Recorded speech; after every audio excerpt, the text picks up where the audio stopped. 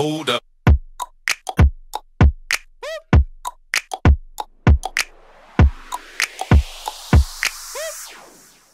Yo tout le monde, c'est le Candy Sportif, j'espère que vous êtes en forme. Aujourd'hui, nous allons voir ensemble le meilleur entraînement possible pour avoir de gros biceps et aussi comprendre comment les fibres musculaires se contractent dans le biceps. Bon, c'est vrai que toi, la partie qui t'intéresse, c'est de savoir comment avoir des gros biceps. Mais pour ça, il faut quand même passer par une étape, celle de comprendre comment fonctionnent ces fibres dans tes muscles. Et ici, par rapport au sujet de la vidéo, c'est dans les biceps. Pour bien savoir comment fonctionne tout ça, je te conseille de checker ma vidéo sur les fibres musculaires. Elle t'explique tout. Je vais te donner quand même un petit résumé bref. Les fibres musculaires blanches, normalement ça doit te faire des souvenirs, si tu as vu ma vidéo.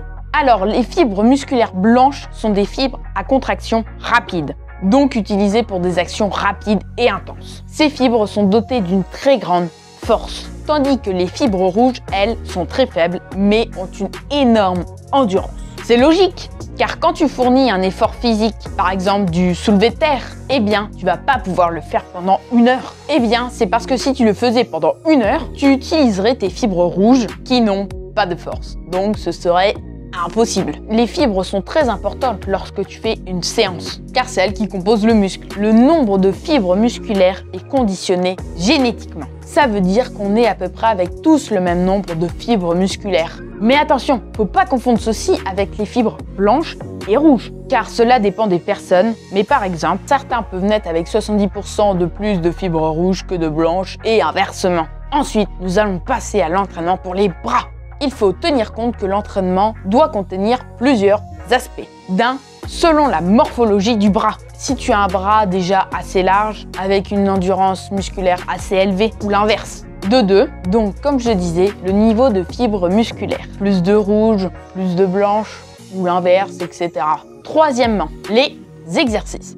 Je m'explique. Genre si tu mets beaucoup de charges ou non. Par exemple, si tu pousses chaque jour comme un malade à la salle, c'est bien, je ne dis pas, mais cela peut engendrer des blessures à force. Mais continue à bosser dur. Faut juste faire attention au niveau des courbatures. En 4, les répétitions. Par exemple, si tu fais beaucoup de reps, tu vas avoir plus de fibres rouges. Et si tu ne fais pas vraiment de reps, pas au-dessus de 10, eh bien tu vas avoir des fibres blanches. La 5e chose à prendre en compte, le temps de récupération que tu as. C'est sûr que si tu prends 5 minutes entre chaque série, ce sera très différent que si tu prenais que 30 secondes. Le moment que tu attends le plus, les différents mouvements que tu peux exécuter lors de ta séance. Biceps. Maintenant que nous avons analysé tous ces aspects, choisis la technique qui te convient. Séance spécifique pour les biceps. Les super séries pour les bras. Cette série consiste à alterner un mouvement pour les biceps et un autre pour les triceps, donc l'arrière du bras. On appelle ça un mouvement agoniste et antagoniste. Alors, le but de cet exercice est de faire environ 10-15 reps avec un poids moyen. Plusieurs exercices peuvent être effectués avec cette technique. Biceps debout avec haltères, avec des dips, que ce soit des dips traditionnels avec du poids rajouté ou des dips sur un banc. Biceps au banc, Larry Scott, soit avec une barre Z, soit avec des haltères. Avec ceci, triceps poussés vers le bas avec une poulie. Biceps haltères, prise marteau pour avoir des biceps larges avec des triceps haltères buste 90 degrés. Si tu veux bien augmenter en masse musculaire, il faut que tu fasses ça avec 4 voire 5 séries de ces différents mouvements. Je te conseille, si tu fais une séance spécifique biceps-triceps, de faire tous ces mouvements que je viens de te montrer.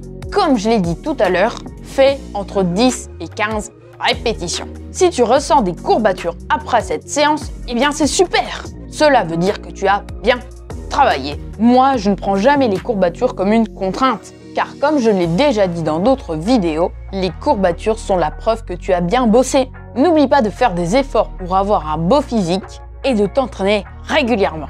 Sur ce, passe une bonne journée ou une bonne soirée. C'était le Candy Sportif. Ciao!